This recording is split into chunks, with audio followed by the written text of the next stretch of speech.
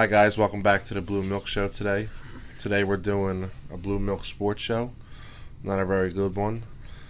Today was a very sad day for Phillies fans and baseball fans alike.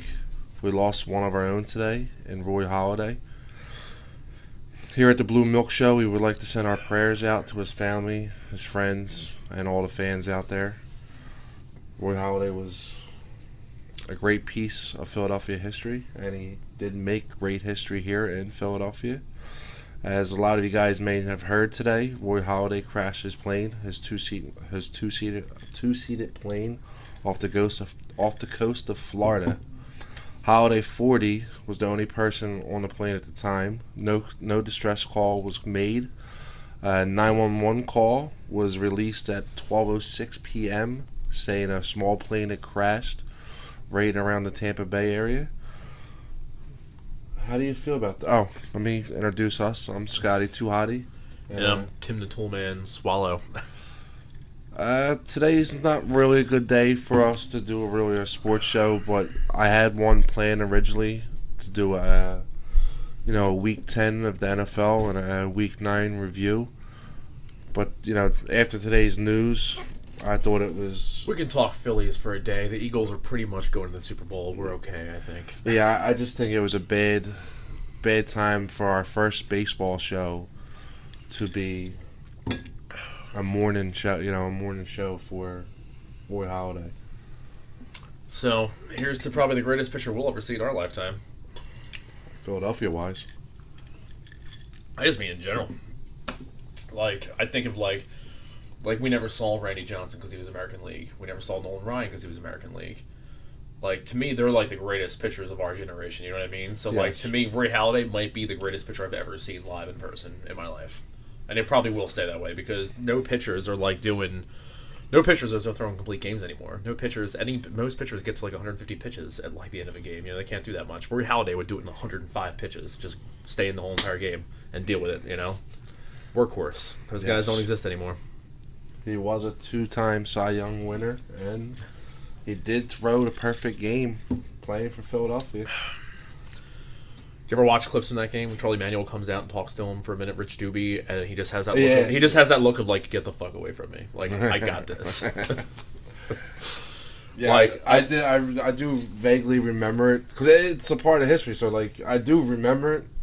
I was actually in a bowling alley. It was the same night as the Stanley Flyers. Cup. Yeah, and then I was over at someone's house and they were watching the Flyers. See, it all comes my back. brother texted me in the 5th inning and he's just like, "Dude, Roy Halladay has a no-hitter going right now. You should watch it." And I'm like, "Yo, put on Phillies." And they're like, "No, fuck, get out of here." So I'm watching it on a kitchen tube TV that's 13 inches big, and I'm like, "Holy shit, there's a perfect game going through 6. Oh shit, this is gonna happen." And then I just watched it on a tiny kitchen TV for the entire game, and then finally, at the 9th inning, I convinced people to put on the big screen.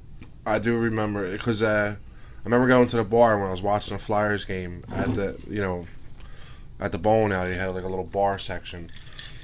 Next thing you know, they turned the Flyers game off and put the baseball game on. I'm like, it's not even that time of the year to be watching baseball like that. Yeah, that was May. It was May 10th actually. I love baseball, but baseball is pretty boring for the first 2 months. There's just nothing going on.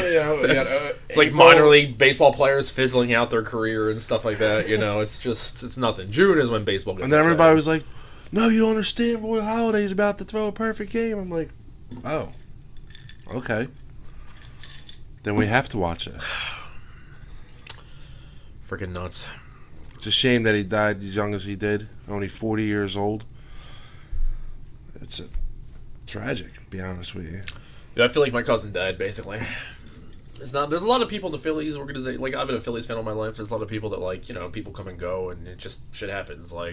Darren Daulton passing was a bummer, but I was never I'm not going to say I'm not into Darren Daulton, but I just didn't feel a connection with Darren Daulton. I love Darren Daulton. Jim loved Darren Daulton too. Two Phillies that just recently died. That's weird you just brought that up, Darren Daulton. Both times I got the chills real bad. A lot of people die in the world. I acknowledge that they died, and God bless that they passed. But both, Darren Daulton and Roy Halladay gave me chills when I found out. Roy Halladay, I literally was going in to vote today, and Jim texted me, and I just sat in the car, and I was like, what the fuck? There's no way. This has got to be fake. There's just no way. When Harry Callis died, I felt like my grandfather died. I was in tears, basically. Nobody when they had his casket at Citizens Bank Park, Nobody will call a game like him again. He's basically like the real life Bob Uecker from Major League. That was Yeah, Harry he Kalas. was. Harry Kalas and Richie Ashburn were just that part, you know, like both of them together, smoking cigars, drinking beer in the booth, you know, not giving a shit, calling out players when they're being pussies, basically. Like, no announcer is going to do that anymore. Everybody is too afraid of getting fired and stuff. Like Larry Anderson, he'd be the guy. Well, today you will be fired for it. Probably. Yeah. Sexist, racist, or whatever way it'd be happening. But today, Petey Boy Zane couldn't make it today. Neither could Patrick Toy O'Neill.